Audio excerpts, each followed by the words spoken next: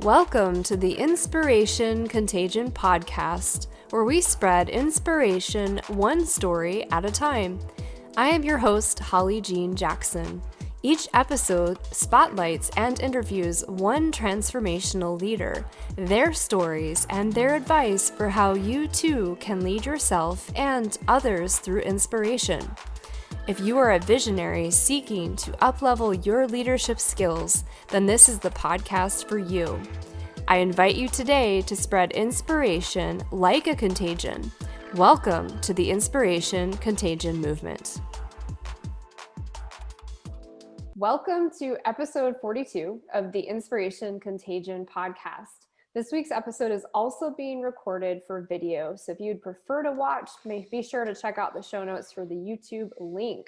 This week's guest is Purdeep Sangha. Purdeep is widely known as the Strategist for Businessmen, and he teaches men how to become a profit-multiplying powerhouse.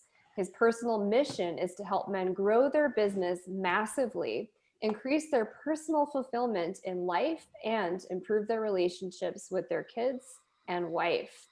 He is the founder behind the movement #MenWhoWin, men who are mindful alpha males.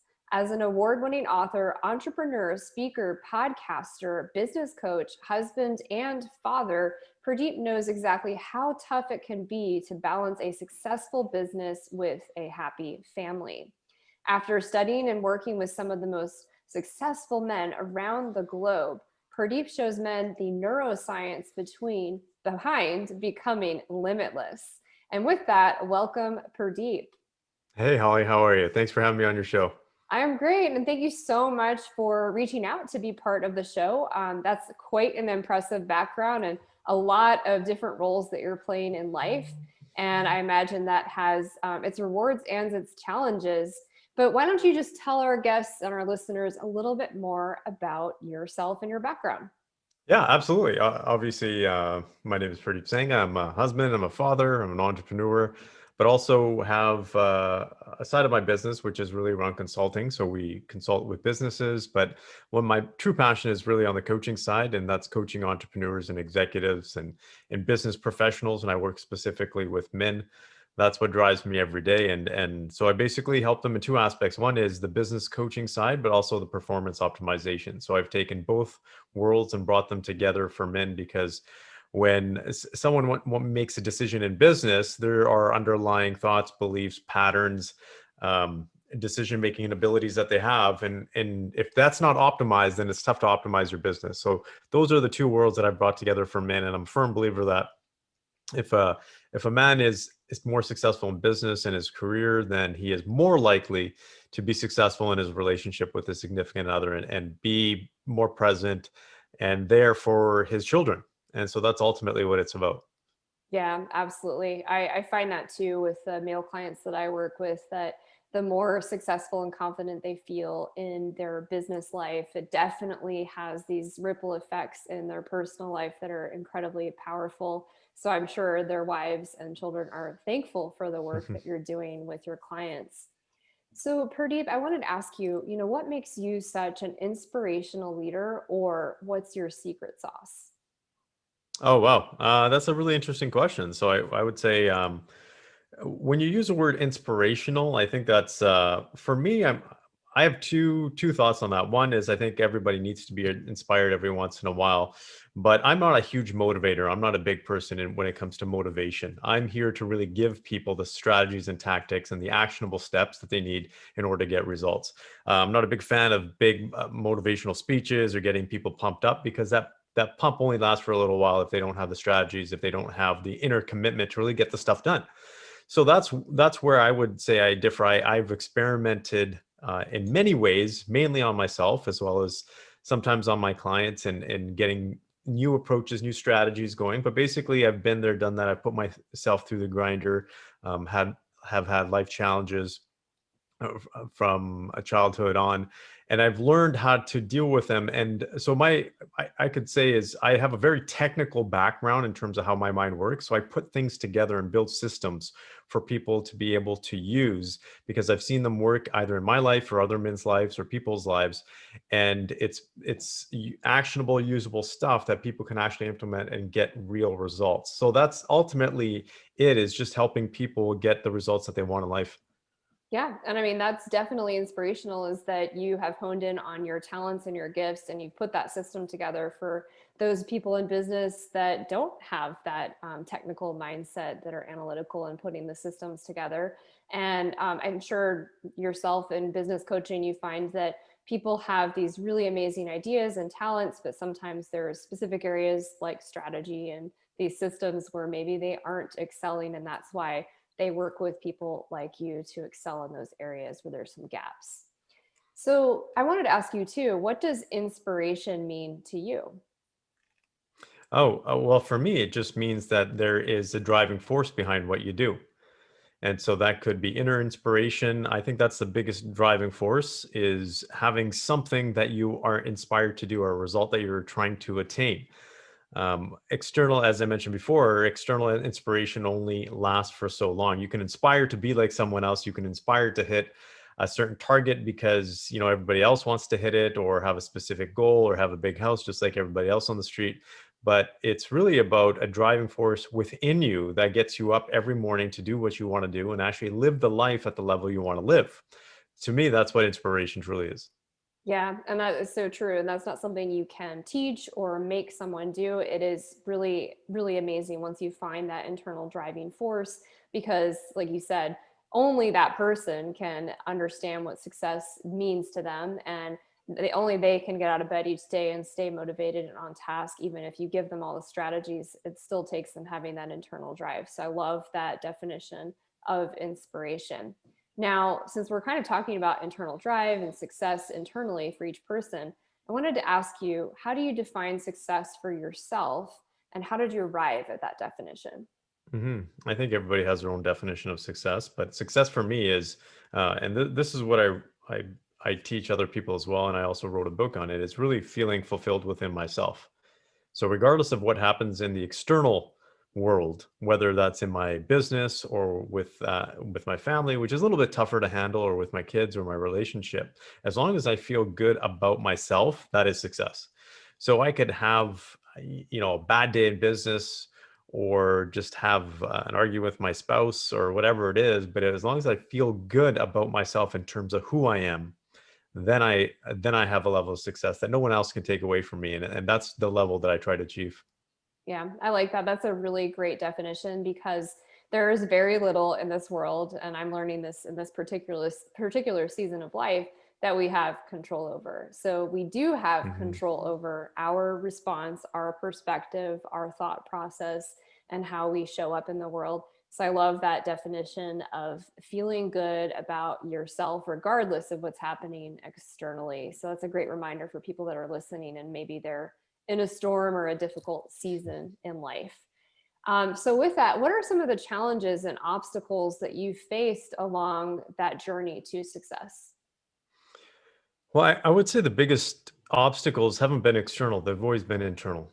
It really is. The first thing is trying to figure out what I wanted out of life, rather than what everybody else wanted me to have, or the life that I thought I should have had. So it's basically being true to myself, finding what my talents are, what really drives me, what really makes me happy in terms of the activities, but also the goal as well. So I think that for me it was the biggest thing. And I've always been a person of strong will, strong personality, and being able to be self or independent. But even within that, there's still external pressures. And when you're able to remove those and actually be able to figure out, you can say, the true core of who you are and what you want to have out of life, that for me was the biggest challenge. And that was one of the things I had to decide when I was in the corporate world. I was in the corporate world for 14 years, very successful. Um, I was my goal was to be a CEO of a major corporation. I had everything lined out ahead of me. I was known as the go-to guy. I had the education behind me. I had the success and the experience behind me, but I just wasn't fulfilled with the life and the direction that I was going. And so I made that decision to say, okay, what is it that I really want? And that's when I literally just walked into work one day and I quit. Yeah, I can totally relate to that experience. I worked in the corporate space for at least 12 years and spanning a lot of different industries and going out, working really hard, but getting layoff after layoff with health challenge after health challenge and kind of like a specific pattern. And I agree, it's hard to leave that, especially when the external factors of getting the new title, the higher salary, the accolades from your colleagues are there, but you're just deeply unsatisfied. And I'm sure there are people listening right now that are in that experience. And I would just encourage you to define success on your own terms and consider an alternative route going into business for yourself or doing something different so that you can have that inspiration, that internal drive and satisfaction like we're talking about. Mhm. So Pradeep, I wanted to ask you, I know you said that you're not as big into motivational speaking and inspiration and all that, but what is a story of inspiration that you're known for, or maybe something you share with clients when they're struggling? Well, I think the biggest thing that in terms of story is when I left the corporate world, because when I left the corporate world, I left on a high. And I was still going. So I think that for me was what I share with a lot of people, because when I came out of the corporate world, I felt like a nobody because I had to reestablish myself and I had to re-identify who I was as a person, as a man. And everything that I had been taught for so many years, I had to, you could say, rebuild, because I even forgot who I was in a certain way, in terms of I was groomed to be an executive. I was groomed to speak like an executive. I wrote like an executive. My emails, all that kind of stuff was, you can say, a little bit formal. And so when I came out and I said, okay, this is what I want to do, it was redefining everything. And there was a period, probably about 3 months or so, where I just felt, okay, what did I do? Like, how do I and this is interesting, because this is the work that I do for other people. And yet for myself, it was one of the most difficult things. And so when I'm speaking to other men and I'm working with them, I can relate to them because I've been there. I've been in those trenches, those challenges of not knowing where to go, what to do, and how to do it, feeling alone, all of those challenges that come along with it. And so that for me is, it really comes down to relatability and being able to sit and put yourself in someone else's shoes and say, hey, look, I know what it feels like, but there is a better path. And there is, just like every downswing, there's an upswing. Just like we're going through right now with COVID, there will be an upswing. We'll get through this, and we'll look back and say, what can we learn from it? And we become stronger as a person and as individuals and as a society. Yeah, that's really interesting that you share that. It can be a very difficult shift. And I agree, when I left the corporate world, there was this unlearning of some things that were great for corporate, but they don't really apply when you're running your own business. And I think to some degree, I'm still unlearning some of those things. My coach tells me all the time that I'm still too formal and too perfect, and that makes you not as approachable for the clients that you want to attract and work with, because they don't want that. Like, they want to know that you can help them, that you understand where they are today. And so, like you said, that relatability piece, it's really shedding that mask or that version of yourself that you were groomed to be when you're in the corporate space, because it's so different when you're running your own business. Mhm. So yeah, I completely agree. It's a very interesting transition. And especially having that experience of leaving the corporate ladder when you're at the top and then starting from scratch to rebuild, it is a really daunting thing. And like you said, the biggest challenges are the internal ones. So it's really important to have that community and those mentors and coaches around you to get through that transition. Mhm. Absolutely. Yeah. So when you signed up to be part of this podcast, you identified primarily as a movement leader.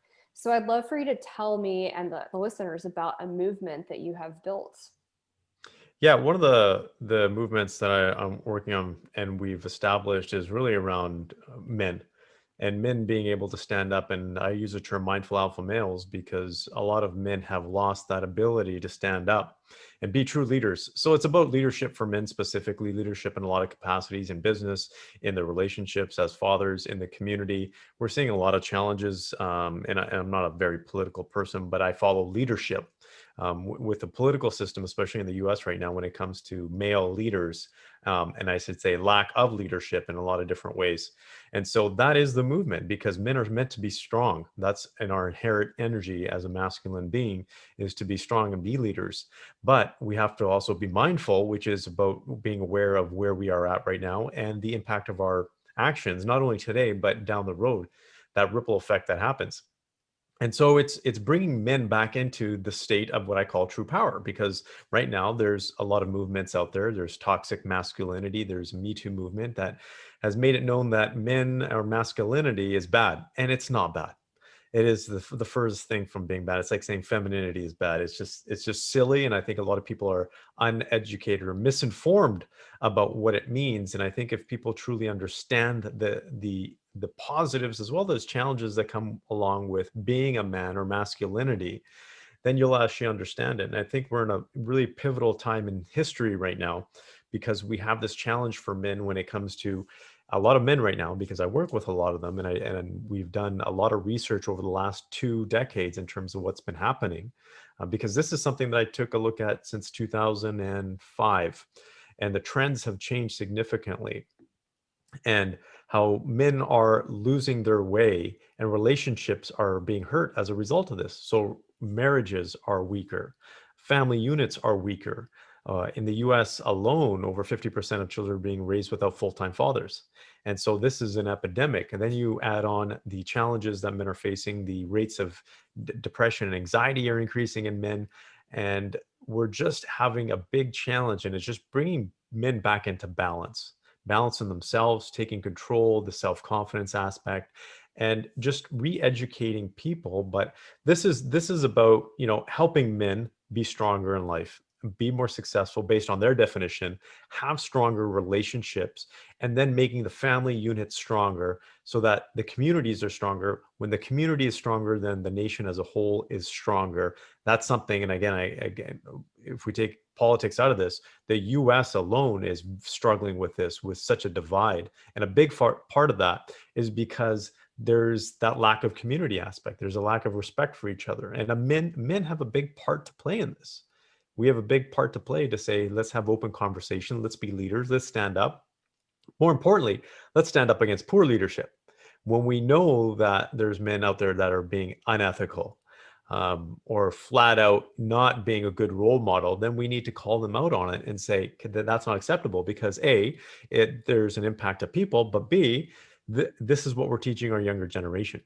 And so we're seeing this in the younger generation. I have colleagues that are specifically in the relationship space, for example, that we have good conversations, and they work a lot with young men and women in their 20s and 30s. And there's a lot of women right now that are challenged to find the right partner, because a lot of women are saying, I just can't find a masculine man. I just can't find a man that wants to step up or can't step up. So these are big challenges. And I jokingly say, but there's a lot of seriousness to it, that guys of my generation are the last line of defense, because not it was a generation before us, and maybe even before that I would say that they would make true men, like guys that would stand up, guys that would stand by the word. I remember what my grandfather taught me, and he said, you know what, your word is your bond. What you say, you better do it. And values that, people, this was the same. He said, people can take away your car, your house. They can even strip you of your education if they wanted to. They can strip the shirt off your back. But the one thing they can't take away from you as a man is your values, how you live and what you live by. And those words have resonated for me throughout my entire life. And I think we need to go back to that, because when we are clear about our values, when we are clear about who we are, what we stand for, and are complete from within, because that's really what it is, then we will be more functional in life. We will be more successful in life. We'll have better relationships. We can hold each other accountable. And ultimately, we'll have a stronger community in a society. And that's really what it's about. Yeah, I was trying not to laugh out loud while you were speaking about women in their 20s and 30s struggling to find a man, because, yeah, I've been married and divorced and just got out of a 7-year relationship, and both of them ended because these men they were not men, they were still boys, and they were looking Mm, for a mom. And I mean, I feel like I've raised 2 children and put them through an education, and it's exhausting. And, you know, as a coach with my last partner, it was like I was guiding his career and he still couldn't figure out what he wanted in his mid 30s. It's crazy to me. And then the opposite experience of that, like I don't know what generation you're in, but the man I'm dating now is 9 years older than me. And quite frankly, I was like, I'm done with dating these men in their 30s because they don't know what they want. They have no values. Like, they're looking for a mom. And I'm not here to raise children in a partnership that I'm looking for. Yeah. So I'm glad you're working with these so-called men, because they need to become men so that we have leadership, so that we have these amazing critical thinking in politics to make solutions that work in all of our countries and across the world, because we're being so challenged, especially with this pandemic. And we need leadership both across men and women. We need to come together and not continue to make the divide even larger. So keep Yeah, up the work. yeah, that's a really good point. Just to add on to that, because there is a rift between, you can say, men and women, because there's almost a power struggle right now, and it's a result of men. You know, they've held women back for years and years and years, and that's you know, we're talking centuries. And when women deserve to have the same opportunities and so forth, but now it's become a competition, and that's not what we want, because life and society, if we take a look at a community, is built around family units. That's really what it's built around. It's not built around corporations. It's not built around entrepreneurship. It's built around families. And if that family unit is struggling because women and men can't come together and actually work side by side, then we're in a real challenge. And we're going to see even worse things happening. So I think this is what we need to get over in the world, or just especially North America, is to say we're not competing against each other. This isn't, you're a woman and you deserve certain rights, I'm a man, I deserve certain rights. This is about us working together ultimately. Yeah, and honestly, I think that's the real pandemic. That's the real epidemic in our world right now. So I work with women a lot, and you mentioned the Me Too movement, and the thing I struggle with is I worked in technology for 12 years, and sure, there were lots of times I could have filed sexual harassment, but typically the men that I worked with, they weren't meaning to cross that line. They were just being guys. They were being bros. And so I would just go to them and say, hey, this made me uncomfortable. And that resolved the issue right away. And I'm not saying that that's always the case. There are certain situations where, yes, you should get HR involved in and all of that. But I'm saying, I feel like the Me Too movement is making this divide even larger. It's making it difficult for men to show up as leaders at work and feel safe. And it's so extreme now that it's making it difficult for teams to be successful and for men and women to work together. And so when I'm working with women, I'm reminding them that, yeah, they need to be asking for that promotion. They need to be asking for that raise, because their male counterparts are always going to do that. There's statistical research across this, and women were not as good at doing that. So we need to take responsibility and ownership for that. But we also need to be mindful of the differences between men and women and our work styles, and figure out a way to come together versus this divide. And like you said, this competition, because that's crazy. Yeah, and there's one impact or effect that's even worse than that, because these men, for example, are having this challenge at work. That is, they're bringing that home in their relationship. So if they are unclear about how to communicate with women in the workplace, or be afraid, because there's a lot of men out there that are afraid to have, you can say, even tough conversations or regular conversations with women in the workplace, because they just don't want to have a harassment case if anything goes sideways. Now they're unconsciously bringing that home into their relationship. So it's having a trickle effect, and it's not a good trickle effect ultimately. And I think I've you know, I coach executive teams. I've worked on executive teams myself.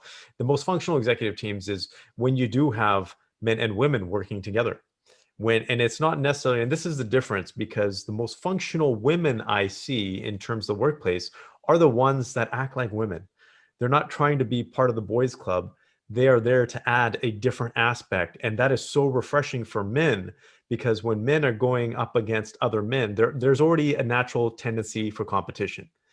And when they're going up against, you know, women that are trying to be men, it just makes things worse. But, you know, there is such, you can say, grace, you can say, when a woman shows up and brings her positive feminine energy into the workplace, because men will listen to that. Men will move based on that. and it just brings the overall environment to a higher functional level. Yeah, I completely agree. And that's really great for our listeners to hear. I think it's a reminder to women that you don't have to show up and be more masculine or be something you're not, or be kind of like the bros club, which I honestly felt like for a number of years in corporate America, I had to fit in with the guys. And to some degree, because I'm also more of a tomboy, I brought more of that masculinity. But as I matured in my corporate career, I realized that I could be myself and I could be more feminine. And it's like you said, it's much more functional. People respond much better to that.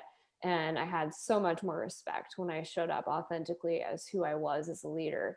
Hmm. So, yeah, these are really important conversations for us to continue to have. So, I wanted to ask you, what were some of the pillars of success for building a movement that catches fire? One is you have to have a purpose. So what is the ultimate end goal? What is for a movement, for people to get on board, what are they looking to achieve? And that's the first step, is that there has to be a clear path. There has to be a clear outcome that people are looking towards. The second one is it has to be emotional. And this is more than just a logic, right? This is really the feeling behind it. Why are people doing what they want, or behind this motion, or revolution, or whatever it is that makes them feel a certain way? Because ultimately, we do everything based on emotions. And we are very emotional creatures. And so understanding how people operate in terms of the emotional level is very important. So, what are the emotions that are involved in the revolution? And then the third is really, I would say, the people that are involved and the relationships that are developed, because it really, a movement becomes stronger when there's relationships built. And it's the difference between someone showing up at a rally just for the sake of showing up because they feel like it's the right thing to do, versus the relationships that are built, right? The community that shows up and creates a rally because they are a community. There's a relationship there. So those are the different aspects that I think come together when it comes to a movement, and having a successful movement, because there's a lot of movements that just start and they dwindle and they die and people wonder what happened, or they just don't take off at all. And so there's a momentum as well that needs to be created, and it's tough. It's hard. I can tell you, when I first started, I have a podcast called The Male Entrepreneur. And when I first started the podcast and this movement at that particular time, it was tougher because people were like, "What are you doing? Are you're helping men specifically, both women and men?" And so I had my own friends, for example, say, "Hey, I had t-shirts made, for example, and they're like, that's an awesome t-shirt. I just don't know if I can wear that because I don't know if my female clients will appreciate that or how I'm going to be looked at." And that gave me a sign, because I said, okay, if men are struggling to even stand up for themselves from that standpoint, there's a challenge out there. So it's getting past that hump, because every movement's going to have that hump, and it's just like anything else. Once you get the momentum going, then you keep going. But you have to have a purpose. You have to be driven to be able to do this, go in and out. I don't get it so much anymore, but I used to at the beginning, where it's just like, you help men, and there was this look that people would give me, especially women. And when we would sit down and talk for 20 minutes or so and I explained it, it was a complete opposite. It would go from a woman being, is this guy sexist, to, oh my God, I got to refer people to you. So it's just an education piece in a lot of respects as well. So I think those are just some things to watch out for if someone's thinking about creating a movement. Yeah, I love that you have one of your pillars of success is emotion, because motion is in there. And like you said, we as humans are really driven by feelings and how we feel. One of the questions I want to ask you is, just because I've worked with male clients and just in my personal relationships, I personally have noticed that sometimes men are like, it's harder for them to be in touch with their emotions. Have you found that to be true? And is that something you're able to push through pretty quickly with your coaching and with your movement? Yeah. So long story short, yes. As a whole, it is. This is a total generalization. Not every guy's like this, but yes. And there's you can say a social aspect to it as well, because we have evolved from a social aspect. to not show emotion. So there's a biological component as well, and this is where the neuroscience comes in, where men are we're designed not to show emotion, because if we show emotion, that shows a sign of weakness to other men, and that makes us vulnerable. That makes us less desirable as well to other women if we're thinking about finding a mate and procreating and passing our genes on. So there's a natural tendency. There's also another component to our brain as men, where they've shown that we're able to switch from an emotional state to problem solving state a lot faster than women are. So it's not necessarily that men are less emotional. It's just men are able to switch from emotions to problem solving and actually go into action mode. That's why guys will, when they hear something, they'll be like, okay, let's fix it. Right? Let's get right down to the root cause and let's fix it. Let's just figure out what the challenge is and let's move forward. That's because our brains are designed that way. And we've been taught in a lot of ways based on society and misinformation that emotions are a sign of weakness. And again, like I said, back 100,000 years ago, yeah, you know what? That can be determined as a weakness. And even now it could be, but the more emotions we show, when we realize that we are an emotional creature, everything we do, a 90 over, science shows rough estimates, over 90% of what we do is based on emotional patterns. So if men understand that and we actually get in tune with that, we become that much more powerful. That's one of the areas that I really focus on for men, is how to master their emotions, how to utilize their emotions, how to leverage their emotions. Because if you actually put more emotions into your actions, into your execution, you're actually going to get better results. You're going to get faster results. You're going to get better outcomes. You just have to learn how to use your emotions for you rather than against you. So long story short, yes, we've been trained this way, but I can tell you from personal experience as well, my dad was a very emotional man as well. He's very stoic in a lot of ways. I learned a lot from my dad, but he taught me also that it's okay to show emotion. And my dad was a big guy, a tall guy, a very saturated. He was ex-police officer. And when he walked into the room, you didn't even have to, he had this energy to him. You didn't even have to see him or notice. You could just feel he was in the room. And that's just a presence he had as a man. But he also taught me that it's okay to cry. It's okay to be a man. It's okay to show emotions. And so I took that on and I said, wow, this is, and I didn't know at a younger age, but as I grew older and I started doing this work, I realized how powerful that was. So I think we're at the point right now, it's like the pendulum. Everything shifts from one extreme to the other. And we're in a state where we've, for men especially, we've hit this state where there is a lot of confusion. There's a lot of men out there that I would say are almost too emotional. And from the standpoint of they don't know how to deal with their emotions.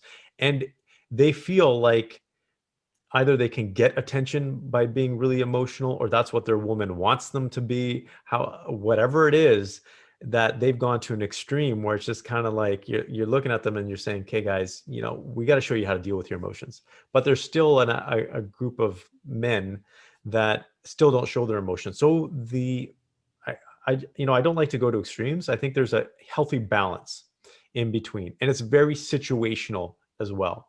And we have to understand that life is about situations. The way we behave in one particular situation may not be the exact way we should behave in another situation. So if I'm not as a man showing emotion at, you may not want to cry when you're in the middle of a hockey game, right? That just might not be the right place. But if you've lost a family member and you're with your family, it might be okay to cry for you. So it's very situational. And I think that's where we just need to be a little bit better educated from that standpoint, is how to deal with the emotions and where to utilize them rather than allow our emotions to get the best of us. I'm so glad I asked that question, because even though I've read about the differences between men and women, it's such a great reminder how different we really are. And I feel like this is the kind of stuff we need to be talking about to bring leaders together across men and women and in the family unit, because I think it's so easy for us to forget and just think from our perspective. I also think that this applies probably to women as well, where we feel like it's not appropriate to show emotions. Like I know for me, from the corporate world, it's taken 3 years to start undoing the Mm, mask of not showing any emotion, because that was weakness in the corporate world, especially in the tech space with hardly any female leaders. And so I think that I agree, it's societal and it applies to men and women. And it is really figuring out that situational balance and what's appropriate with where we are today in the world, and not just letting society dictate that, but figuring that out for yourself. Mhm. So I wanted to ask you around your movement, how have you built trust, support, and buy-in for your movement? Trust, support, and buy-in. So if we take a look at the basic formula of trust, is character and competence. And so character is important. You build trust around having, you can say, I would say ethics, values that align with the people that are within your movement. So there has to be an alignment from that standpoint. And so having similar values, again, not everybody's going to be behind your movement. And if you're creating a movement as a leader, you have to understand that it's okay for people to look at you and be like, that guy's crazy or that gal's crazy. I just don't support that. That's okay. You just got to find people that are behind you. And that's ultimately it. If you try to be everything to everybody, you're not going to be able to create a movement. That's just not how it works. So having similar values, having the character, because people look at character, they look at, we don't use this word very much anymore, character. My dad, especially my grandfather used to use this word a lot, character. What is your character like? What do you represent? When people see you, A, what are they thinking? B, what are they believing? And C, what are they feeling? Those are the three things you have to be cognizant about and aware about. Then there's the other aspect, which is about competence. People want to follow leaders that are competent, that know what they're doing. So I've been very, you can say, aware. I've spent a lot of time. This is work that I've been doing for decades, and in terms of the research behind this, to not only talk about the facts, the studies, the statistics, about what we're doing. And this isn't just about me, my personal values and my personal opinion, because I do have personal opinions and I will share that. This is my personal opinion. But there's also studies behind it. And so when I wrote this recent book, for example, I had a team that was making sure that we confirmed a lot of the information. We updated a lot of the information. So competence is very important. Do people really believe in you and your skills and your abilities? You can have awesome character, but people don't think that you can do it. You can't achieve it. You don't have that level of skill. They're just not going to have that trust. Those are big aspects when it comes to creating movement from a leader perspective. And the third element to that is vulnerability. If you can be vulnerable, if you can show a side to yourself, and there's a difference, because vulnerability isn't necessarily weakness, right? Vulnerability is being able to connect to people at a different level, at an emotional level, more importantly. And when you can do that, and when you can say, I'm human, and I think that's why I'm able to, you asked before, in working with men, am I able to break through? I didn't answer that question. My apologies.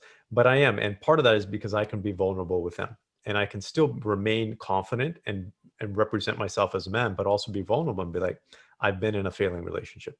I know what it's like. I know the challenges that you may feel. And so when they understand that we are at the same playing level in terms of, okay, we're all human beings at the end of the day. We all have feelings. We all have our uh, faults. We all have these holes within us that we try to cover up as human beings. When we're able to connect at that level, then people are able to relate and actually move forward. Those are some basic, I would say, premises when it comes to creating a movement that I would encourage everybody to take a look at. Yeah, I love that you brought up character and vulnerability, and especially vulnerability. I find that even for people that are just trying to start a business or be successful in their career, that the vulnerability aspect is probably the hardest thing for them to break through.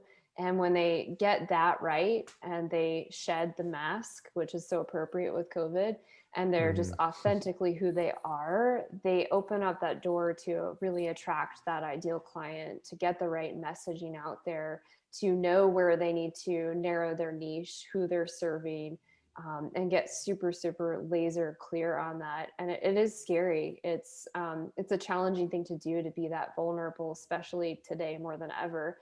So I love that you shared that. That's beautiful. Yeah, my pleasure. So I wanted to ask you one more question around movement. Is there an inspiring story tied to your movement that you could share with our listeners today? Well, my story is really around my father, and he's a big, you can say, when it comes to why I do what I do, and he is part of my inspiration. And my father came from India with $11 and really no education, didn't know how to speak the language. Him and my mom got married, and all they really knew how to do was hard labor, physical work. And so they, for many years, worked for minimum wage. They built a life for my brother and I, and then eventually my dad got into business for himself. And he was a phenomenal man from that perspective because he was always a family man. He was there for us. My brother and I never thought that our dad was never around. But he also suffered from alcoholism. And so that was a disease that he basically caught because one of his uncles was an alcoholic, and he started drinking at a young age, at about 15. And so he got caught in this trap and just didn't know how to get away from it. But he had this good life. He had never struggled with money. He traveled when he wanted to. He had a wife that was there with him. And, my mom loved my dad. They had a good relationship, other than my dad suffered from alcoholism. That's one thing that pushed them apart. And my brother and I were always good kids. And so, from a family unit perspective, he raised an awesome family and had a successful business. But yeah, I could always tell that he wasn't fulfilled. There was some aspect of his life that he was not fulfilled with. And that was part of the reason why I believe that he suffered from alcoholism. And he had this goal of hitting 65. It's kind of the typical milestone of a guy that's working hard, and because that was his time when he said, it's the official pension age, and the government pension wasn't going to do anything for him, but it was his time that he was going to say, I did it, right? I reached this point. He was still going to continue with the business, but he was going to pull back and actually enjoy life a little bit more. My brother's family, my parents, we were all planning on going vacations together once a year and just bringing everything together, because that was my parents' time to really slow down. But my dad passed away at 64 and a half from a sudden heart attack. And so he never got that moment to give himself a pat on the back. And so that's what drives me every day is not just my dad, but all the other guys out there that are living his life. All the other guys, and there's many. I can tell you there are many guys out there that are living a life like that are just trying to hustle and grind and spinning their wheels, and they have this moment, okay, when I reach this milestone or when I get to this level, make this much money, I'm going to give myself a pat on the back, I'm going to feel more successful, I'm going to travel more, do whatever. Those are all the inspirations or aspirations that my dad had, and he never got to achieve those. So I encourage people, and this is where we teach men to be more complete, so they're living a fulfilled life along the way, along as they're creating that journey for themselves. And so that for me is what gets me up, driving, doing the things that I do, the good days, the bad days, and really ultimately the purpose of my being, you can say, that is a part of who I am now.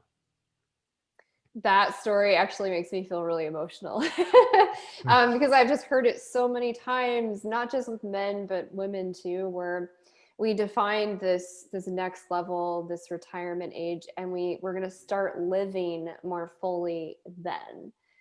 We should never have this if then mentality, because the only moment that matters is right now. And so if you're listening right now and this describes you or someone that you love, just I would really encourage you, create your bucket list, start checking things off this week, this month, this year, even if they're really small things. Just really live in the moment and don't wait till you're 55 or 65 or you hit the job title or the income you're looking for.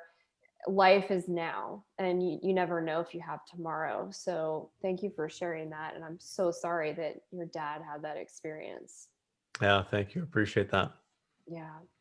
Well, this has been an amazing interview. We're going to go into the lightning round of questions now.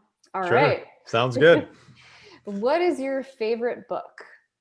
Oh, my favorite book is The War of Art. And I forgot the gentleman's name again. But if you have a talent or an art, this is one of my favorite books because it just talks about the challenges that people face when they're trying to achieve something that they want to do in life. Yeah, that's a great book.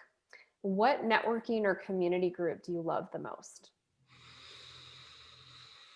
Oh, wow, this is an interesting one. Actually, there's a good one. I'm gonna do a plug-in for this gentleman here. His name is John Vroman, and he's also him and a gentleman by the name of Hal Elrod, and I think a lot of people might know them. They've started the Front Row Dads. It's a good movement for guys who are fathers, because it really teaches guys how to be better fathers. I'm a big supporter of that group. Also part of that group as well, and so it's a good group of guys. Love that. I love Hal Elrod. Miracle Morning saved my life. Yeah. What's the best piece of advice that you would share with others today? Well, I would say the best piece of advice is focus on your emotions. I think that's ultimately how, when you understand how emotions work and how you can master them, you're gonna have a better quality of life. That is really what it comes down to. And you might want to do a little bit of research. You might want to do a little bit of reading, because once you understand emotions, you will understand why you do what you do and why you feel the way that you feel and how to actually shift that. So if you're not feeling great today, how do you actually shift yourself to feel good? And this is a lot of the work that we do with men, because we have trained men now. They've gotten the learning to go from being in a crappy mood to being in a happy mood almost instantaneously, because they know how they work. They know what they need to do to shift that. So focus on your emotions. That is a true secret to living a more fulfilling life. Love it. Completely agree. If you could share one message with the world, what would that be? Oh, the one message, and it'll probably be a little bit cliche, but ultimately, if we help more people in this world will be a better place, and it will come back to us. I'm going to speak about it economically, as entrepreneurs, as business owners. If we have stronger communities, our businesses will thrive more. So it's up to us as entrepreneurs as well to support a community, because it's in our best interest. But as human beings, as people, the more people we support, the more people we help, it's just ultimately going to be a better life. And again, especially for parents, because as a parent, our children are going to grow up in a world that I'm kind of unsure of right now. So I think that the more we can do to help other people, it just solidifies our next generation's future. Yeah, I was just thinking that how the ripple effect with families, that you're working with dads that are going to help affect the marriage unit, the children at home. It's incredible. What is the legacy that you wish to leave behind? Hmm. Well, the first legacy, honestly, is to raise two healthy children who contribute to this world. So they live happy lives themselves. They know how to be fulfilled with their own lives, and that they are contributors to society. I think that's my first piece as a father, as a man. That's my first responsibility. And the second piece is to help as many other guys as I can. Because again, I know the ripple effect. And I do this mainly because I know the impact that my grandfather and my father had on me, as well as my mother. But I'm talking about this specifically because there is a role that men play, a very strong role, a long lasting role, an impactful role that they play on families and children. And a lot of us don't understand that role. And so that is ultimately what I'm trying to do. When men understand that and be more cognizant of it, is it's just going to have a win-win situation for everybody. I love it. I hope that you get all the support and momentum you need to make that a reality, because we need more people like you in the world to fix some of the problems that we're seeing today. And I agree, it's a very uncertain world. So keep up the amazing work. This has been super amazing. So he's been really, really generous. Purdeep is offering his free pre-release copy of the new book called The Complete Man. If you would like to get a copy of that, text the word free to 888-210-5566. Also, I will have that information in the show notes, as well as how to follow Purdeep on social media, as well as his website. Anything else you'd like to add as we wrap up? Yeah, if I could, just on that note, because we have officially launched the book. So it is available on Amazon. That offer that you talked about was just prior to that. But you can still get the book for free we have an offer on right now. You can get the book for free as long as we just ask that you cover basic shipping and handling. And that can be done if you either text the word book to that number, 888-210-5566, or you go to completemanbook.com. So it's a significant discount compared to Amazon and other places. Sorry for the little mishap there. You know, we That's rescheduled this a couple of times, so my apologies. That's Okay, cool. well, thank you so much, Purdeep. I really appreciate you taking the time to share with my community of listeners. I hope this is useful to everyone. And to our listeners, I look forward to seeing you on next week's show. Thank you.